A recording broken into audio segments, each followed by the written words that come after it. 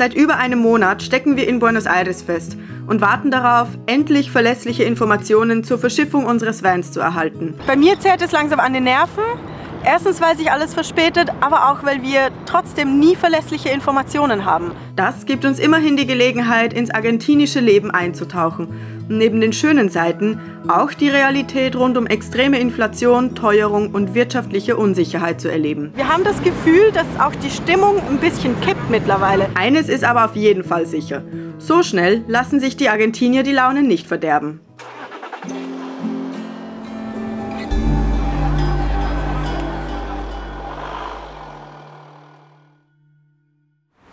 Hola und schön euch in diesem Video dabei zu haben. Wir sind immer noch in Buenos Aires und wenn ihr euch fragt, was wir hier tun, wie wir hierher gekommen sind, dann schaut euch unser letztes Video an. Hier verlinken wir es.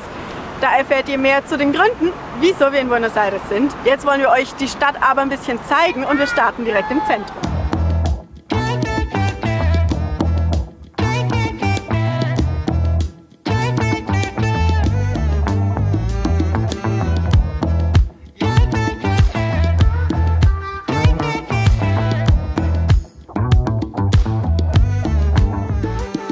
Das große Gebäude hinter mir ist der Kongress und wie wir das letzte Mal, als wir hier waren, feststellen konnten, finden hier auch immer wieder Kundgebungen oder auch Demonstrationen statt. Da war eine ganz schöne Menschenmenge mit Plakaten und Schildern, also ja, die Leute äußern sich hier schon zu den relevanten Themen. Aber uns erinnert das vor allem an das Nationalmuseum am Wenzelsplatz von Prag. Ich finde, das sieht irgendwie, keine Ahnung, das war meine erste Assoziation. Auch so dieses große Gebäude am oberen Ende des Platzes und der breite Platz nach unten. Ja, ich fühle mich richtig heimisch hier.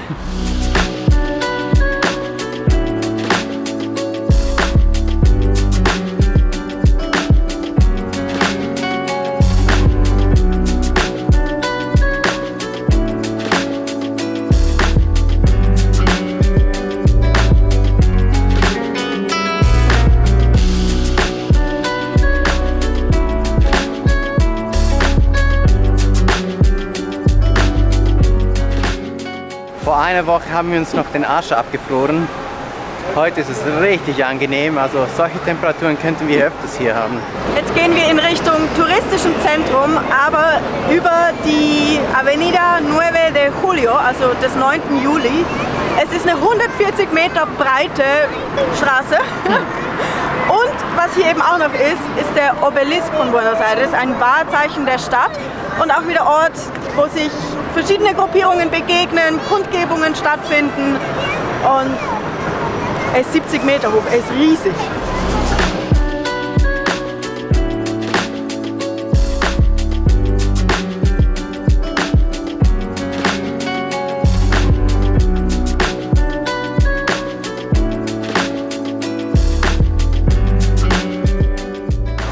Argentinien verknüpft man ja immer auch gewisse Persönlichkeiten. Messi und Maradona sind zwei Beispiele aus dem Fußball, aber auch Eva Perón ist ja eine Symbolfigur für die Geschichte Argentiniens. Und es gibt auch ein Abbild von Evita an der anderen Seite dieser breiten Straße, an einer Hausfassade, sieht sehr cool aus. Ja, und ihr Grab ist am bekannten Friedhof Recoleta, ist auch ein sehr beliebtes Touristenziel. Wir haben aber einen kleinen Geheimtipp. Wenn man ein bisschen außerhalb der Stadt zum Friedhof Chacarita geht, gibt es da mindestens genauso imposante Mausoleen. Der Friedhof ist sogar noch größer und man ist da praktisch alleine, vielleicht mit ein paar Locals und der Eintritt ist gratis.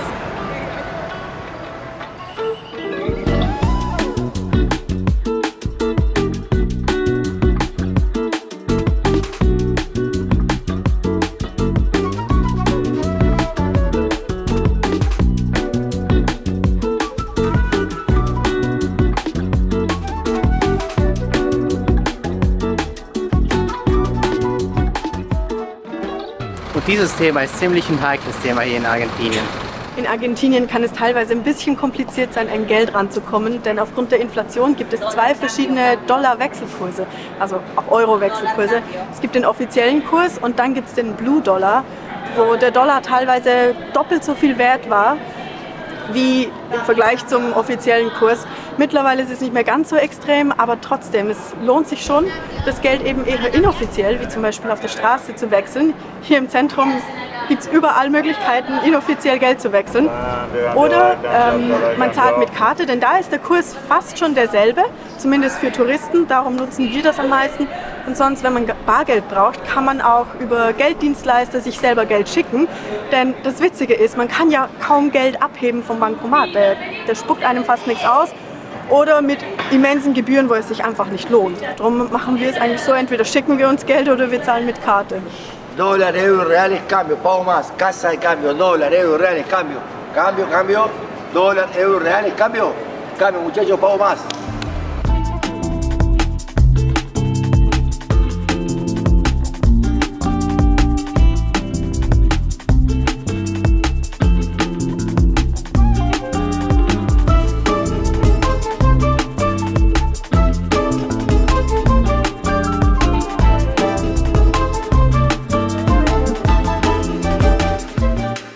Hinter mir sieht man den Sitz des Präsidenten Milei. Und Milei ist so ein bisschen eine kontroverse Person hier in Argentinien. Ich würde sagen, nicht nur in Argentinien. Also ja, im Ausland liest man ja eigentlich nur, wenn wieder irgendein Skandal ist über Milei. Und da gibt es auch einige. Da gibt es doch einige. Aber auch hier, also wir sind jetzt schon über einen Monat in Buenos Aires und wir haben das Gefühl, dass auch die Stimmung ein bisschen kippt mittlerweile. Er ist ja seit ein paar Monaten im Amt. Und am Anfang haben ihn noch viele unterstützt, denn die Bevölkerung wusste, es muss sich etwas ändern. Mit der Wirtschaft ging es so bergab, die Inflation war fast 300% im Vergleich zum Vorjahr. Man wusste nur nicht, was man tun sollte. Also ließ man ihm relativ freie Wahl und hat vieles mitgemacht. Aber mittlerweile merken die Leute, dass sich ihre Situation nicht wirklich verbessert hat. Also die Löhne sind tief oder sinken sogar, die Kaufkraft sinkt, es sind immer mehr Leute auf der Straße, die sich auch das normale Leben nicht leisten können. Ja, und da regt sich auch immer mehr Widerstand und man sieht immer mehr Graffitis und ja, es ist interessant, das so zu beobachten. Man würde ja gerne sagen, dass einen als Reisenden gewisse Probleme nicht betreffen, aber hier merkt man zum Beispiel gerade das mit der Inflation schon sehr und vor allem seit den Maßnahmen, die Milei ergriffen hat, ist es nicht nur die Inflation, sondern auch eine extreme Teuerung. Also zum Beispiel Tomaten kosten hier 5 Euro das Kilo, Kartoffeln ironischerweise dann wiederum nur 70 Cent. Aber zum Beispiel die rote Paprika, einfach so als Beispiel, als wir vor über einem Monat hier ankamen, kostete die 4 Euro aufs Kilo.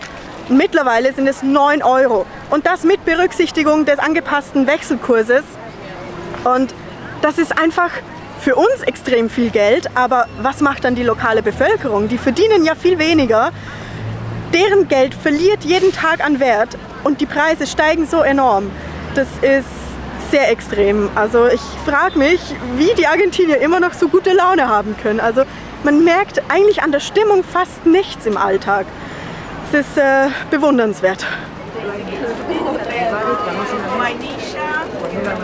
Atención, porque si tienes un cumpleaños algo, los turistas, ¿lista? Con plata. Y no plata. ¿Qué gratis? Unweit vom Zentrum fängt auch gleich schon jeden Sonntag der Markt von San Telmo statt. San Telmo ist eigentlich ein Stadtteil, aber der ist halt eben auch bekannt für seinen Sonntagsmarkt. Und die ganze Straße bis nach hinten, ich glaube, das ist über 1 Kilometer und auch Seitengassen sind alle gefüllt mit diesen Marktständen, wo die Leute ihre Produkte anbieten, viel Handwerk, Essen, also es ist wieder richtig schön. Die Stadt war gar nicht mal so voll jetzt, für einen Sonntag eigentlich sehr leer, aber jetzt weiß ich, wo die Leute hin sind und hier ist es richtig voll. So schön.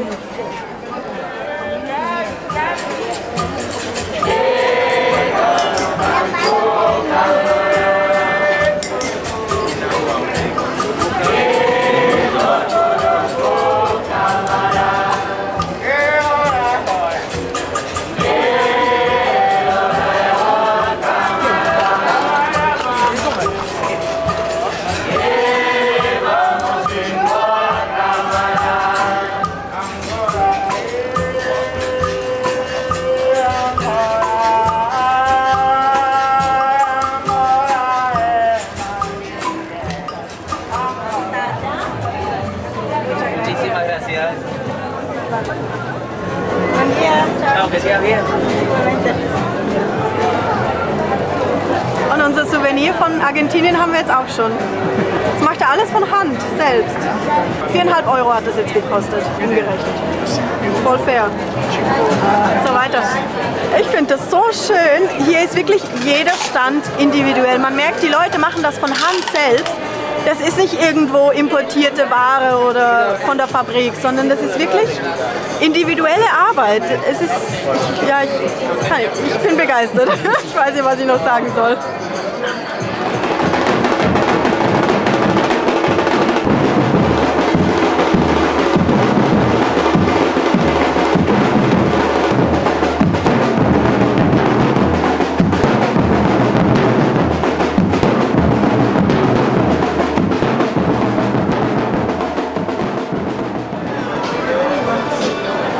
Witzig zu sehen, wie die Argentinier, glaube ich, gefühlt einfach gewohnt sind, immer anzustehen. Selbst hier, für diese Figuren hier, stehen die Menschen hier so an. Unglaublich.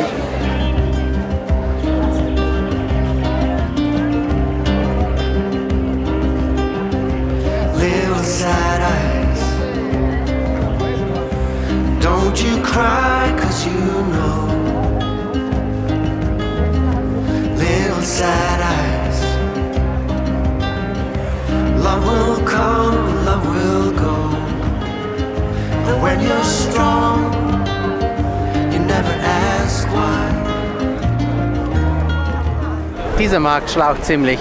So viele Leute und so viel Wind zurzeit. Es tut auch richtig zu, es wird richtig frisch. Von dem her, ich würde sagen, wir gehen nach Hause und morgen gibt es noch 2 Sachen, die wir uns anschauen wollen.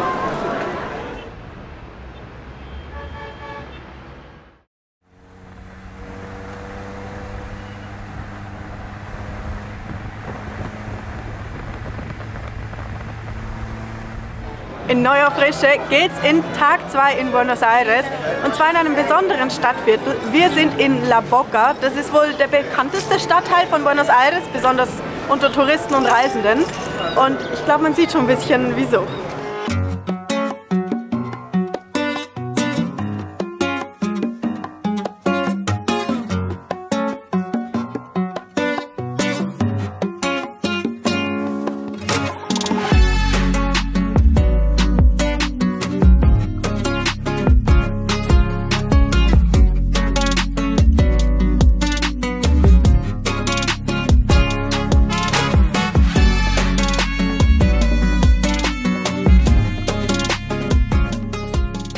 Das Gebäude hinter mir ist das wohl bekannteste aus diesem Viertel, also auf fast jedem Bild ist dieses Gebäude drauf zu sehen und entsprechend viele Touristen sind hier. Schon wieder stehen sie an, man wird andauernd angerempelt, ich hoffe, man sieht es überhaupt hinter mir. Es ist schon ziemlich viel los.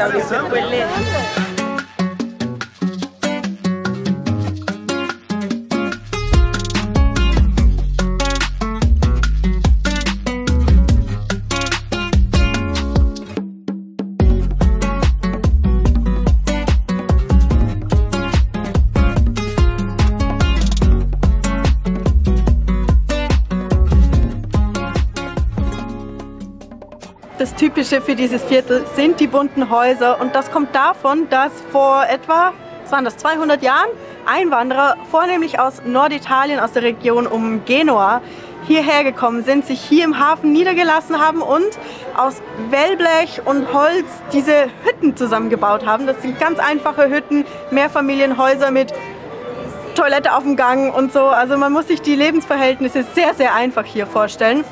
Und um da aber ein bisschen Farbe und Leben reinzubringen, haben sie die Häuser angefangen bunt zu streichen mit Restfarben aus dem Hafen, aus dem Schiffsbau. Und natürlich hat die Farbe nie für ein ganzes Haus gereicht.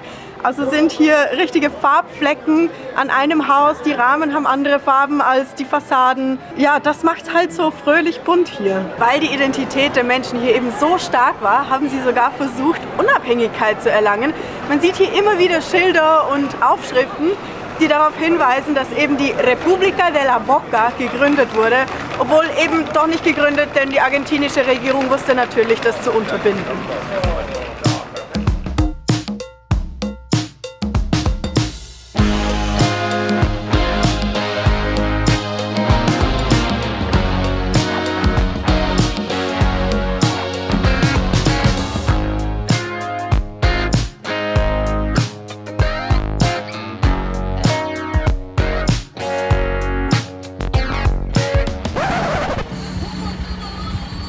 soeben wurde ich von der Polizei angehalten. Die meinten, wir sollen hier richtig vorsichtig sein mit der Kamera, denn ja, Bocas oder La Boca ist einer der gefährlichsten Stadtteile hier in Buenos Aires. Auch einer der ärmsten, aber auf der anderen Seite auch einer der schönsten mit diesen farbigen Häusern. Ja, sie meinten einfach vorsichtig sein, aber waren super freundlich.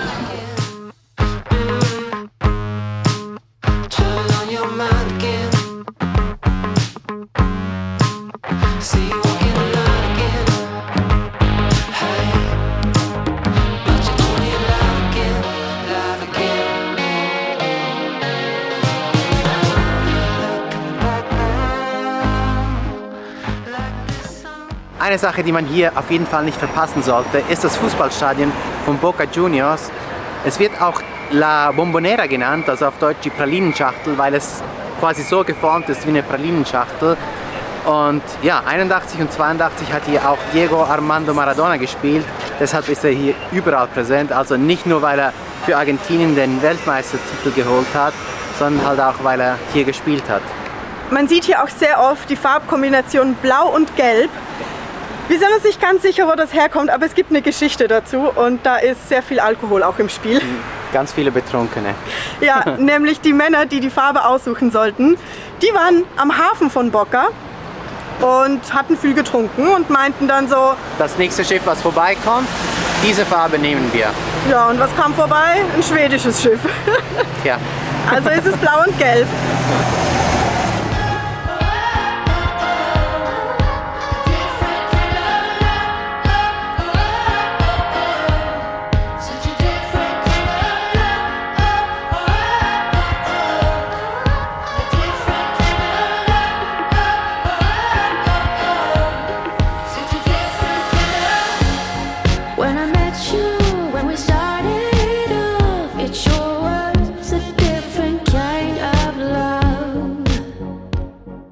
Wir sind raus aus dem Trubel, da war so viel los und wir sind jetzt im Hafen in Puerto Madera. Ja, und hier ist wieder richtig schön, aber man sieht hier auch wieder die Hochhäuser, also man merkt, hier ist der Wohlstand. Hier sind ganz viele Restaurants, Bars, alles ein bisschen mehr so gehoben ein bisschen. Und wir wollten euch noch ein Update zu unserem Van geben. Wir erhalten immer noch widersprüchliche Informationen, es ist immer noch schwer einzuschätzen, was denn nun Sache ist. Wir wissen aber, es gibt weitere Verzögerungen, der Van verspätet sich weiter und ich muss ehrlich sagen, bei mir zehrt es langsam an den Nerven. Erstens, weil sich alles verspätet, aber auch, weil wir trotzdem nie verlässliche Informationen haben.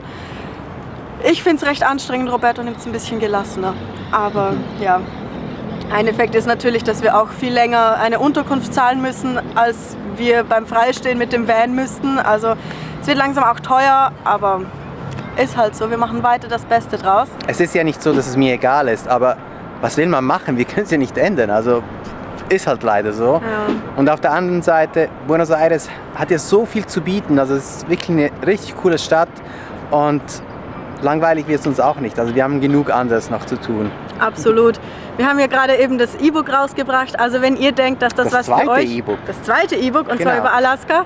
Also wenn ihr denkt, dass das was für euch ist oder auch ihr Freunde habt, die vielleicht mit Alaska liebäugeln, schaut sehr gerne bei uns im Shop vorbei, wir würden uns sehr freuen. Ja. Und ich würde sagen, damit gehen wir in kurze Sommerferien. Ich weiß nicht, wann es wieder ein Update von uns gibt. Wahrscheinlich dann, wenn wir den Van wieder bekommen. Hoffentlich. Ja. Drum abonniert sehr gerne den Kanal und aktiviert auch das Glöckchen. Dann erfährt ihr gleich, wenn ein Video online geht. Ja. Und damit schöne Sommerferien. Hasta luego. Hasta luego. Und wir sind wohl nicht die Einzigen, die hier stehen. Anblick oder? Und es gibt eben viele Touristen, offensichtlich.